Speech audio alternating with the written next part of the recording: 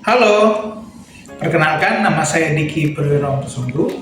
Di video kali ini, saya akan mengulas tentang mata kuliah Ekonomi Sumber Daya Alam dan Lingkungan dan bagaimana pembelajaran yang terjadi di dalam kelas pada mata kuliah ini. Perkenalkan, saya Diki Perwira Pesunggu sebagai salah satu dosen di jurusan Ekonomi Pembangunan, Fakultas Ekonomi dan Bisnis Universitas Palangkaraya. Pada mata kuliah ini, saya akan menjelaskan bagaimana ekonomi sumber daya alam dapat menjadi mata kuliah yang menjelaskan kepada mahasiswa bagaimana pentingnya ekonomi, bagaimana integrasinya dengan sumber daya alam, dan bagaimana cara penggunaannya untuk memenuhi kebutuhan manusia. Mata kuliah ini termasuk dalam rumpun mata kuliah wajib dengan beban 3 SKS. Perkuliahan dilaksanakan sebanyak 16 kali dalam satu semester, 14 kali diantaranya adalah tatap muka, dan 2 kali terdiri dari ujian tengah semester dan ujian akhir semester. Tentu mata kuliah ini akan dinilai melalui 3 komponen. Komponen pertama adalah aktivitas atau partisipasi, di mana bobot aktivitas partisipasi ini sebesar 20%. Kemudian ada ujian tengah semester sebesar 30% dan ujian akhir semester sebesar 50%. Perlu diketahui bahwa mata kuliah ini bersifat prasyarat. Perlu diketahui bahwa mata kuliah ini bisa diambil oleh mahasiswa pada semester 4. Untuk mencapai capaian pembelajaran luar mahasiswa tadi, maka pada mata kuliah ini terdapat beberapa capaian pembelajaran mata kuliah atau CPMK.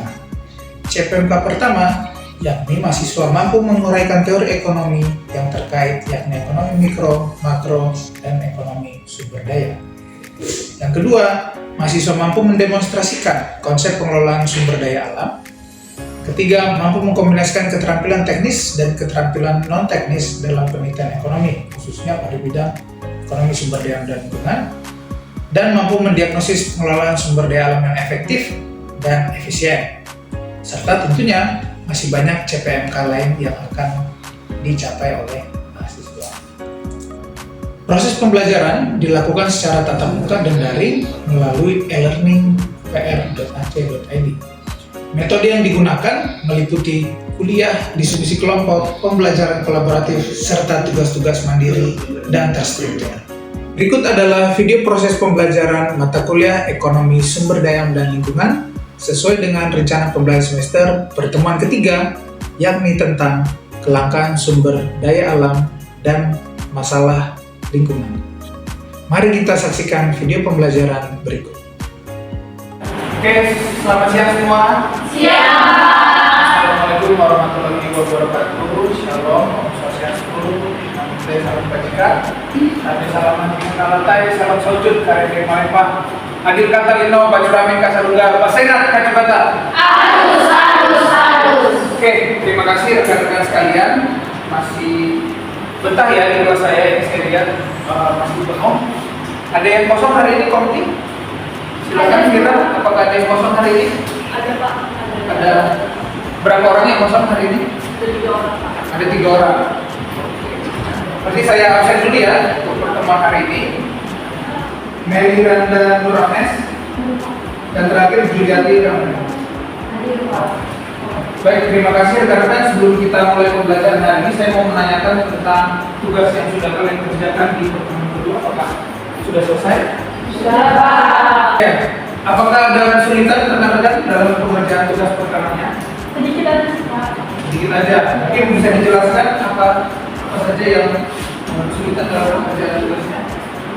Mungkin untuk mencari sumbernya itu aja sih Pak. Oke, cari sumbernya ya. Menyesuaikan dengan isi tugasnya. Oke, rekan-rekan, tapi nanti saya akan follow up tugasnya mungkin di 2 atau 3 pertemuan selanjutnya ya, dan akan saya berikan feedbacknya langsung di learning management sistem pembelajaran. Oke, baik, kalau begitu kita akan masuk ke materi kita hari ini. Ini sudah ada di slide ya, sudah terlihat jelas? Sudah Pak. Saya sambil duduk juga ya. Jadi pertemuan ketiga kita ini akan membahas tentang kelangkaan sumber daya. Oke, kira-kira mungkin dari rekan-rekan sekalian di sini, menurut pendapat kalian, kenapa kelangkaan itu bisa terjadi dalam ekonomi, bukan dalam kehidupan masyarakat? Ada yang mau menjawab? Baiklah, kalau kelangkaan di bidang ekonomi itu terjadi karena kebutuhan atau permintaan itu lebih tinggi daripada penawaran. Permintaan lebih tinggi daripada penawaran, ya. Atau penawarannya lebih sedikit dari Permintaan. sehingga menyebabkan Kelangkaan. Nah, tapi yang akan kita bahas adalah kelangkaan sumber daya, khususnya sumber daya alam. Kira-kira kenapa sumber daya bisa langka? Ada yang mau menjawab? Oh iya, silakan. Kalau sumber daya bisa langka itu Pak, karena ketersediaan sumber daya itu terbatas Pak. Sedangkan kita memakainya terus-menerus. Berikan contohnya terkait dengan kelangkaan sumber daya. Kalau dari contohnya itu, contohnya batu bara Pak. Karena batu bara ini ketersediaannya itu terbatas di alam, sedangkan kita terus menggunakannya untuk berbagai keperluan, contohnya untuk mengembangkan. Oke, baik. Terima kasih. Nah, jadi rekan-rekan sekalian, perlu kita ketahui bahwa mata kuliah yang kita pelajari ini itu memang mempelajari tentang masalah-masalah yang ada pada sumber daya alam seperti itu ya. Tapi dalam bidang jadi kalau minggu sebelumnya kita sudah belajar tentang eksternalitas ya, dampak negatif atau positif yang ditimbulkan ya secara tidak langsung dari kegiatan suatu ekonomi. Nah, kebutuhan primer itu adalah kebutuhan yang benar-benar sangat berkaitan dengan kelangsungan hidup. Nah, pertanyaan saya, apakah handphone atau internet sekarang menjadi kebutuhan primer? Ada yang menjawab ya? Ada yang menjawab? Tidak ya? Nah, maka pertanyaannya saya kembalikan lagi. Kalau tanpa HP dan internet, apakah manusia akan tidak bisa hidup? Jawabannya adalah tidak ya. Jadi manusia bisa hidup tanpa handphone dan internet. Maka internet dan handphone bukan masuk ke dalam kebutuhan. Gitu ya, cara melihat dan kemudian ada yang menurut waktu, kebutuhan sekarang dan kebutuhan yang akan. Nah, ini juga yang menyebabkan kelangkaan. Tadi yang kata Mbak tadi, fosil. Kenapa itu menjadi langka? Karena kebutuhannya adalah sekarang ya. Mereka butuh transport, ya kita butuh isi bensin sesegera mungkin gitu ya. Nah, itu salah satu faktor yang membuat. Nah, kebutuhan manusia selanjutnya adalah menurut subjek. Ada perorangan, kelompok, dan nah, walaupun ini kadang susah dibedakan ya. Kayak misalnya fosil tadi ada yang perorangan, ada juga yang Jadi untuk memenuhi kebutuhan kita sebagai manusia itu menggunakan alat pemuas kebutuhan. Salah satu alat pemuas kebutuhan yakni adalah sumber daya. Itulah hubungan pertama kenapa tadi kebutuhan manusia tadi dan alat pemenuhan kebutuhan itu menjadi tak matching ya. Karena tadi ada permintaan tinggi atau penawaran yang ditanyakan mungkin dari dua slide ini. Oke, kalau nggak ada saya lanjutkan ya. Nah, bentuk-bentuk alat pemenuhan kebutuhan bisa kita bagi menjadi tiga ini ya. Yang pertama adalah benda ekonomi, benda bebas, dan benda elit. Untuk benda ekonomi sendiri, ini benda yang tersedia dalam jumlah terbatas dibandingkan yang membutuhkannya sehingga perlu pengorbanan. Misalnya apa benda ekonomi? Ada yang mau kasih contoh? Benda ekonomi itu seperti HP, laptop, motor. Ya, karena kita membutuhkan sesuatu untuk mendapatkannya, gitu ya. Nah, selanjutnya adalah benda bebas. Ini namanya itu udah bebas ya. Jadi dia tersedia di alam secara bebas. Kira-kira ada yang mau memberikan contoh? Sudah ada di slide juga? Ya, silakan. Contoh benda bebas itu Pak, misalnya ada yang udara itu pemanasan, air, dan sebagainya. Oke, jadi benda-benda yang berada di sekitar gitu ya. Dan didapatkannya secara gratis. Tapi kalau udara itu semakin susah, misalnya kita di dalam suatu ruangan ada 100 orang, memang dia bebas, tapi dia akan semakin bisa langka gitu ya. Kayak misalnya dalam ruangan kepanasan atau pengap, makanya bisa juga menimbulkan atau menjadi penyebab kelangkaan gitu ya, walaupun sangat susah. Nah yang terakhir adalah benda elit. Nah benda elit ini rekan sekalian, jadi benda yang kalau berlebihan dia akan menjadi masalah gitu ya. Ada yang memberikan contoh? Ya, silakan. Contohnya banjir, asap tebal. Banjir, asap tebal. Kalau banjir, berarti kalau air yang terlalu banyak, maka dia akan menjadi dan seterusnya ya. Untuk mengatasi kelangkaan sumber daya, ini ada beberapa hal yang bisa dilakukan. Nah mungkin saya mau tanya dulu ke rekan-rekan sekalian. Kalian kan dikirimkan uang bulanan gitu ya. Apakah uang bulanan kalian terbatas? Iya, Terbatas. Atau ada yang unlimited? ada. Ada ya, sama terbatas. Mungkin bisa sharing kira-kira uang yang terbatas ini bagaimana cara mengelolanya dalam biasanya per bulan ya mahasiswa dikirimkan. Nah, ada yang mau sharing mungkin sedikit saja kira-kira gimana caranya uang yang terbatas ini kalian kelola, tips-tipsnya. Silakan. Ya, silakan.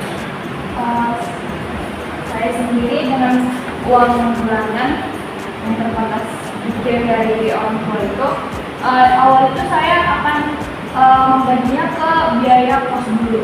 Biaya kos dulu.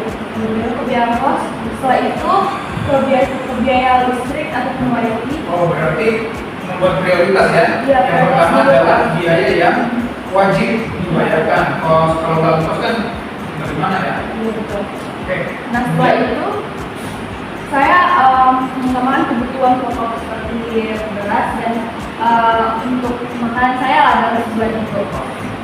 Nah setelah itu saya sisihkan sedikit untuk kayak biaya darurat. Biaya darurat selalu ada menyisihkan sedikit ya. Biaya darurat itu sudah baik. Selanjutnya Nanti sisanya mungkin untuk ini Pak, keperluan kampus kayak print. keperluan kampus gitu ya. Masuk biaya darurat ya itu? Bukan Pak, untuk sisihan. Kalau biaya darurat itu untuk misalnya di hari tanggal 2 lah. Oh, darurat ya kalau tanggal tua ya. Benar-benar. Oke, kemudian ada lagi Sudah. membuat daftar kebutuhan, nah, itu ya. Jadi di tingkat individu, perorangan maupun di tingkat pemerintah gitu ya, maka mereka harus membuat skala prioritas. Jadi kalau pemerintah misalnya punya utang, ya, punya dana APBN, karena tahu ini limited, terbatas ya, maka dia harus membuat skala prioritas. Misalnya apa kalau sekarang memberi makan bergizi, gitu ya, kemudian membuat membuat 3 juta rumah, kan itu ya programnya. Bagi pemerintah itu menjadi prioritas, sehingga dana yang terbatas tadi dibayarkan untuk mengerjakan itu. Nah selanjutnya adalah pandangan terhadap sumber daya alam dan populasi. Ada yang bisa jelaskan grafik yang di sini berhubungan dengan gambar bumi yang kelelahan. Jadi semakin banyak orang yang ditampung, maka dia akan semakin lelah. Ada yang mau menjelaskannya di sini? Ya, silakan. Dari grafik yang ada di gambar, sumber daya alam itu terhadap populasi itu dari tahun ke tahun itu selalu meningkat. Dari tahun 1800 meningkat lagi di tahun 1840, meningkat lagi di tahun 1900, dan meningkat lagi di tahun 1950, dan pada tahun 2000 sangat drastis peningkatannya. Dan untuk tahun 2050 sampai tahun 2100 itu peningkatannya juga sangat termasuk peningkatan tinggi sekali. Oke, jadi bisa kita lihat ya, di sumbu X-nya adalah tahun, sumbu Y-nya adalah banyaknya orang dalam juta ya. Nah, perhatikan yang warna kuning itu adalah wilayah yang sudah terbangun atau baik, gitu ya. Jadi sudah sustain ya, yang hijau adalah yang masih berkembang. Jadi perhatikan terus meningkat seiring bertambahnya masyarakat manusia gitu ya. Jadi makin banyak masyarakat, maka bisa kita lihat bahwa wilayah yang berkembang juga akan semakin. Nah ini rekan-rekan sekalian bisa kita lihat masih sama, sumbu X-nya adalah tahun, sumbu Y-nya adalah populasi gitu ya. Jadi di garis yang warna merah itu merupakan apalagi namanya, jadi penduduk yang tiba-tiba membanyak gitu ya, atau kita sebut dengan overshoot. Jadi yang paling terkenal di era manusia itu misalnya boomers, kayak baby boomers, karena setelah perang mereka ini merasa damai dan akhirnya melahirkan banyak anak gitu ya, nikah dan sebagainya. Nah, pada banyaknya manusia ini tidak bisa ditopang oleh bumi itu sendiri. Dalam hal ini, Pak, gimana cara mengukurnya? Orang buminya nggak tenggelam misalnya gitu ya. Diukurnya adalah dengan kelangkaan sumber. Nah, itulah yang disebut dengan carrying capacity. Tapi kalau kita lihat pattern dari pertumbuhan populasi ini, kemungkinan perbedaan proporsi laki-laki dan perempuan itu bahkan bisa menimbulkan permasalahan. Kira-kira nih, menurut rekan-rekan, kalau laki-laki yang lebih banyak dari perempuan, ada nggak masalah yang akan muncul? Ya, silakan. Ketika laki-laki lebih banyak dan perempuan juga banyak, maka itu akan bermasalah jika jumlah penduduknya makin banyak dan nggak bisa mengimbangi sumber daya yang tersedia, Pak, seperti kebutuhan pangan, pendidikan, kesehatan, maupun pekerjaan. Pekerjaan itu hanya untuk laki-laki atau laki-laki dan perempuan? Keduanya, Pak. Oh, keduanya. Karena semakin banyak penduduknya kan sumber dayanya kan. Jadi tidak bisa dipisahkan berdasarkan jenis kelamin ya, melainkan tetap total keseluruhan manusia. Kalau lebih banyak dia akan menimbulkan kelak. Kadang-kadang ini saya mau menambahkan satu faktor yang membuat keterbatasan itu tadi adalah keinginan manusia. Jadi preferensi ya. Preferensi saya adalah harus tinggal di kota yang punya mall, harus tinggal di kota yang punya kolam besar sekali, danau gitu ya. Akhirnya mereka pindah ke kota dan kota semakin parah. Rekan-rekan tahu Raja Ampat yang Nikel yang terbaru? Nah, itu yang inisiasi juga Greenpeace. Nah, itu ya, rekan-rekan sekalian. Kalau mahasiswa tertarik dengan ini dan ingin bergabung dengan organisasi ini sangat boleh ya. Siapa tahu kalian memang pencinta alam. Jadi bukan hanya di Mapala ya, di Mapala di sini. Siapa tahu kalian mau mencintainya di skala internasional ya bisa. Oke. Jadi yang dari lokal sampai internasional ini menjadi isu ya tentang sumber daya dan kelangkaan sumber. Oke, baik rekan-rekan, karena tidak ada yang bertanya, sebelum kita masuk ke dalam kesimpulan pembelajaran hari ini, saya mau memberikan tugas yang kedua ya. Tugas kedua ini saya salah nulis ya. Jadi harusnya tugas kedua. Jadi tugas keduanya adalah rekan-rekan buat kelompok terdiri dari 5 orang. Berarti ada berapa kelompok kita? 4 ya? Ada 4 kelompok. Setiap kelompok mendatangi 3 responden atau kelompok yang mewakili 3 kecamatan. Kita punya Jekat Raya, Pak Bukit, Pak Andut, apalagi dan lain-lain ya. Nah, silakan didatangi minimal 3, acak boleh, gitu ya. Kelompok akan mengkaji eksternalitas yang terjadi. Jadi kalian harus mengkaji apa sih kegiatan usaha yang ada di kecamatan itu dan dicari ya eksternalitas yang terjadi dan bagaimana kelangkaan sumber daya alam yang terjadi di kajiannya dikaji dalam bentuk laporan, formatnya saya bebaskan aja yang penting rapi sesuai laporan bentuknya. Kemudian dipresentasikan dan dibuat video singkat, dikumpulkan nanti saat ujian semester. Berarti masih ada berapa pertemuan? 4, 5, 6, 7. Ada 1 bu. Dikumpulkan 1 UTS dalam bentuk link ke komite ya. Ada yang ditanyakan sebelum kita sudahi pertemuan hari ini? Cukup, Pak. Cukup ya. Salah satu dari mahasiswa untuk memberikan kesimpulan kepada pembelajaran hari ini. Boleh. Ya, jadi seperti yang sudah dijelaskan sebelumnya, bahwasanya memang pada kelangkaan ini kan normalnya lebih besar permintaannya daripada penawaran. Ya, terkhususnya kalau dalam rumah tangga sendiri kita kenal dengan istilah bisa masak daripada diam. Baik, terima kasih Hamzah atas kesimpulannya ya. Jadi sebelum saya akhiri pertemuan hari ini, rekan-rekan sekalian silakan membuka WA group. Atau saya berikan ini ya supaya semua bisa scan. Oke, baik, di sini sudah ada quiz-nya. Silakan rekan-rekan untuk scan. Scan masuk dulu, kalau semua sudah masuk baru bisa kita mulai. Coba, silakan untuk mengerjakan.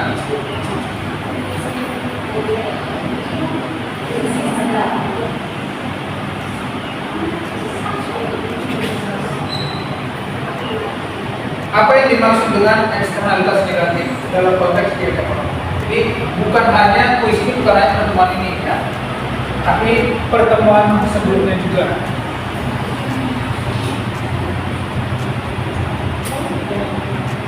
Oke, dampak buruk yang tidak dihitung dalam biaya. Oke, kita lanjut. Siapa Graciela? Oh.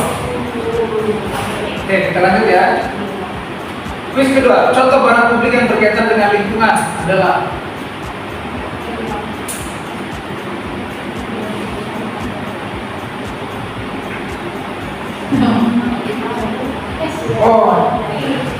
ada yang jawab kendaraan pribadi ya? Nah, ini rekan-rekan perlu dipelajari lagi materi-materi. Masih Graciela ya. Terakhir, saya ada masih Agnes ya. Oke. Menurut Robert Kaplan, degradasi lingkungan ditambah kelangkaan sumber daya tambah pertumbuhan populasi dapat memicu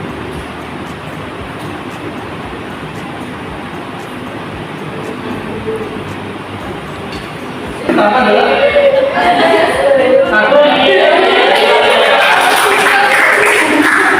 Oke, baik. Sebelum saya tutup, ada lagi yang ditanyakan? Silakan. Bahasanya sudah cukup ya. Oke, baik. Kalau tidak ada, kita cukupkan pertemuan hari ini. Terima kasih atas kehadirannya. Saya Heri. Wassalamualaikum warahmatullahi wabarakatuh. Selamat siang.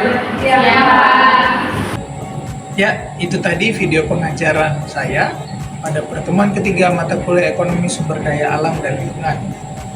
Terima kasih. Tetap semangat belajar.